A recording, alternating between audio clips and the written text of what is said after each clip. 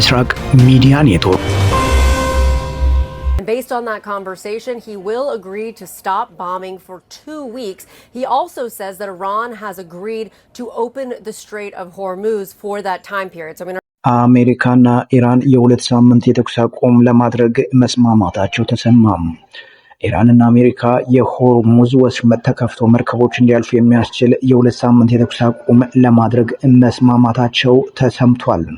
ሁለቱ ሀገራት እዚህ ስምምነት ላይ የደረሱት የአሜሪካው ፕሬዝዳንት ዶናልድ ትራምፕ ኢራን ወሳኙን የባህር መተላለፊያ ማክሰኞ ሌሊት ድረስ ማትከፍት ከሆነ ዛሬ ማታ ሙሉ ስልጣኔ ይወድማል የሚል ዛቻ ካሰሙ ከሰዓታት በኋላ ነው።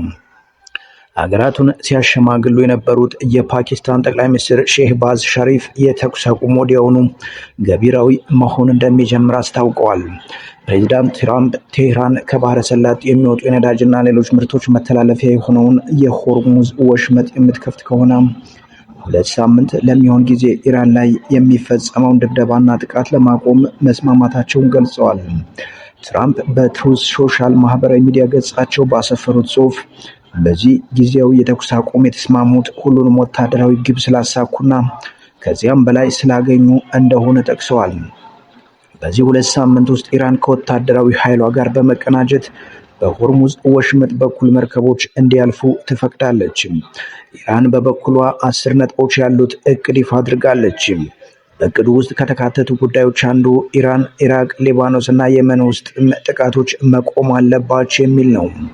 ኢራን ላይ የተጣሉ ማዕቀቦችን ለማንሳት ሙሉ ቁርጠኝነት እንዲኖር ማድረግ፣ በአሜሪካ የተያዙ የኢራን ገንዘብና ሀብቶችን መልቀቅ እንዲሁም በሀገሪቱ ላይ የደረሰው ውድመት መልሶ የሚገነባበትን ወጪ የሚሸፍን ሙሉ የካሳ ክፍያ መፈጸሙም በእቅዱ ውስጥ ተካተዋል።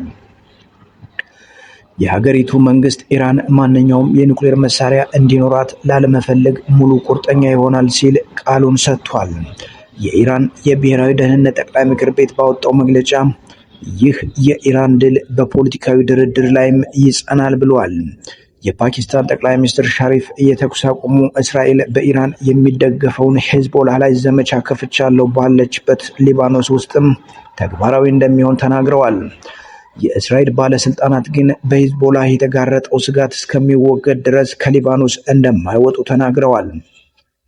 የእስራኤል ጠቅላይ ሚኒስትር ቤንጃሚን ኔታንያሁና የተኩስ አቁሙ ይፋ ከተደረገ ከጥቂት ሰዓታት በኋላ ባወጡት መግለጫ ኢራን በአፋጣኝ ሆርሙዝ ወሽመጥን የምትከፍት እንዲሁም አሜሪካ እስራኤልና ሌሎች የቀጣናው ሀገራት ላይ የምትፈጽመውን ጥቃት የምታቆም መሆኗን ተከትሎ የሚሰነዘርባት ጥቃት ለ2 ሳምንት እንዲቆም ፕሬዝዳንት ትራምፕ ያስተላለፉትን ውሳኔ እስራኤል ትደግፋለች ብለዋል።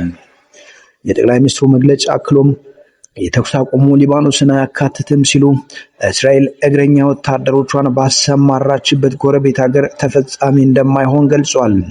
ፕሬዝዳንት ትራምፕ በኢራን የተኩስ አቁም ለማድረግ ውሳኔ ባሳለፉበት ሂደት ውስጥ እስራኤል ምን ያህል ተሳትፎ እንደነበራት ግልጽ አይደለም። አሜሪካና ኢራን የሆርሙዝ ወሽመጥ እንዲከፈት የሚያደርግ የ2 ሳምንት ተኩስ አቁም ለማድረግ መስማማታቸውን ተከትሎም ዓለም አቀፉ የነዳጅ ዋጋ ከፍተኛ ቅናሽ አሳይቷል ተብሏል። ዓለም አቀፍ የነዳጅ ዋጋን ለመለካት ጥቅም ላይ የሚውለው የብሬንት ድፍድፍ ነዳጅ የ1 በርሜል ዋጋ በ13 በመቶ ገደማ ቀንሶ $94.80 ገብቷል። በአሜሪካ የሚሸጠው ነዳጅ ደግሞ የ15 በመቶ ቅናሽ በማሳየት ዋጋው $96.75 ደርሷል። አሁንም ቢሆን ግን የነዳጅ ዋጋ የኢራን ጦርነት ከመጀመሩ አስቀድሞ ሲሸጥ ከነበረበት በበርሜል $70 ገደማ ዋና የጨመረ ሆኖ ቀጥሏል። በአሜሪካና ኢራን ጥቃት ተከፈተባት ኢራን በሆርሙዝ ወሽመጥ በኩል የሚያልፉ መርከቦች ላይ ጥቃት እንደምትፈጽም ከዛተች በኋላ የመካከለኛው ምስራቅ ነዳጅና ጋዝ አቅርቦት የተስተጓጎለ ሲሆን የኤነርጂ ዋጋም በከፍተኛ መጠን ጨምሯል። ወሽመጡ መዘጋቱን ተከትሎ ለረጅም ጊዜ ባህር ላይ የቆዩ በርካታ ነዳጅ ጫኝ መርከቦች በአሁኑ ስምምነት እንዲያልፉ እንደሚፈቀድላቸው ይጠበቃል። የመርከቦቹ ማለፍ ለዓለም አቀፍ የነዳጅ ገበያ ላይ ትልቅ እፎይታ እንደሚሆንም ባለሙያዎች እየተናገሩ